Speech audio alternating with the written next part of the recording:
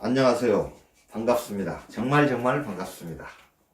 오늘은 삶의 맥을 짚어주는 한의사 제4화 교사의 자격을 주제로 이야기 시작하겠습니다.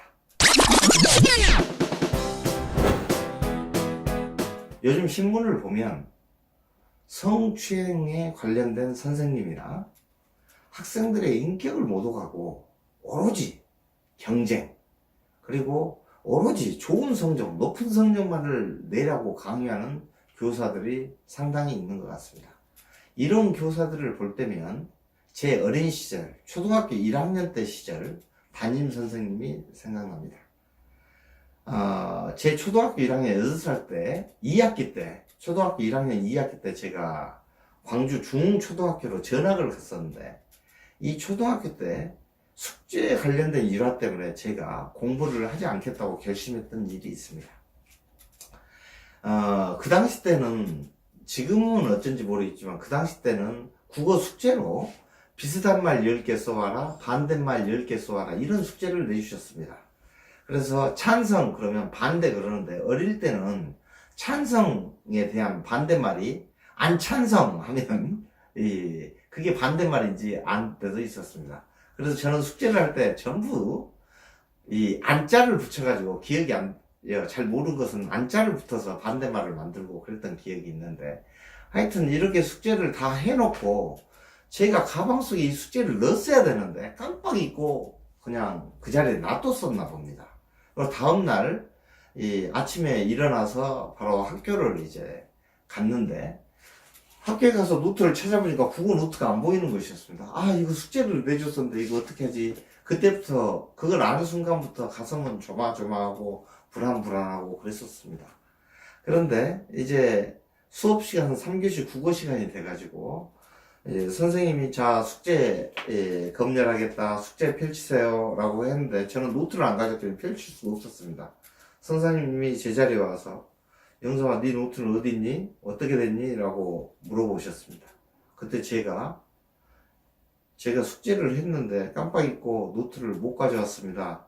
라고 답을 하니까 선생님께서 갑작스럽게 화를 내시면서, 너는 왜 숙제도 안 했으면서 숙제를 했다고 거짓말을 하고 이러니? 라고 하면서 뒤로 나가 있어라 라고 하시는 것이었습니다. 그렇게 뒤로 나간 숫자가 4명이 있었습니다. 그날은 토요일이었던 것 같은데, 어찌됐건 초등학교니까 4교시 수업만 진행했었습니다. 근데 선생님이 그때 당시에 제가 1학년 5반이었었는데 복도가 있었고, 1학년 1반 옆에가 바로 2층으로 통하는 그 계단들이 있었습니다. 그 계단에 2명씩 앉아서 손을 들고 있으라고 벌을 주셨습니다. 그 8살 어린 나이에 2시간 이상의 벌을 받았는데, 다른 학생들이 다 수업이 파하고 가면서 쟤들 쳐다보면서 쟤들 뭐야? 라고 하면서 지나가는 모습 속에서 그 경멸감, 그 모멸감, 그리고 그때 제 어린 마음에 쌓였던 그 분노, 이건 정말 억울한 분노죠. 이게 어떻게 선생님이 그럴 수가 있습니까? 그냥 너 숙제를 했는데 가져오지 못했구나, 항상 가져와야 한단다 영삼아, 가져오지 못한 그 태만의 벌로 너에게 벌을 주겠다라고 했으면, 비록 2시간 3시간 이 벌을 썼더라도 제가 그런 마음을 품지 않았을 것 같습니다. 그런데 그 선생님이 너는 숙제를 안 했으면서 왜 거짓말하니? 이 중에 고통을 저한테 줬던 겁니다. 이런 선생님이 어떻게 교사의 자격이 있다고 할 수가 있겠습니까?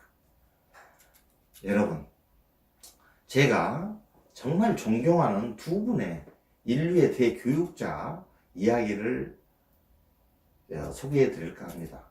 2000년 전에 예수 그리스도에 대한 비하인드 스토리입니다. 하루는 예수 그리스도께서 제자하고 길을 가고 있는데, 그 길가에 죽은 개 한 마리가 널브러져 있었습니다.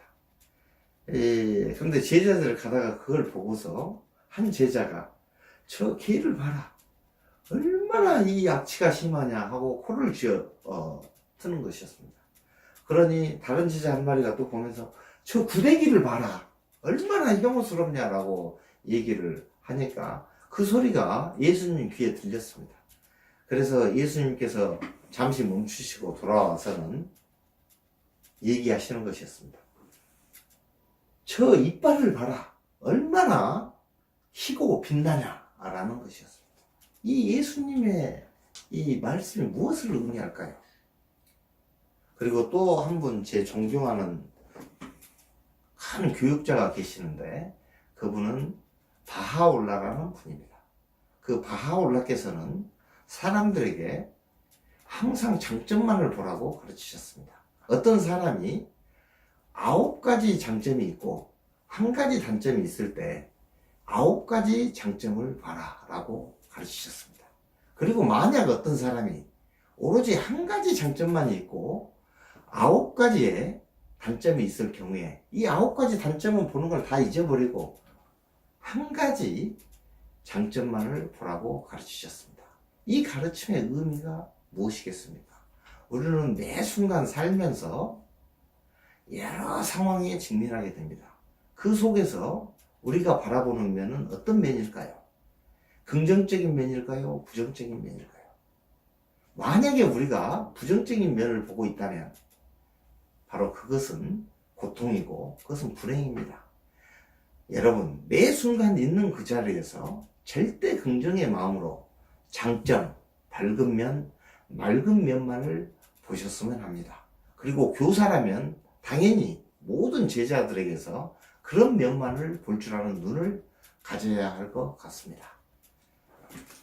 자, 감사합니다. 여러분, 이 시간 마치겠습니다.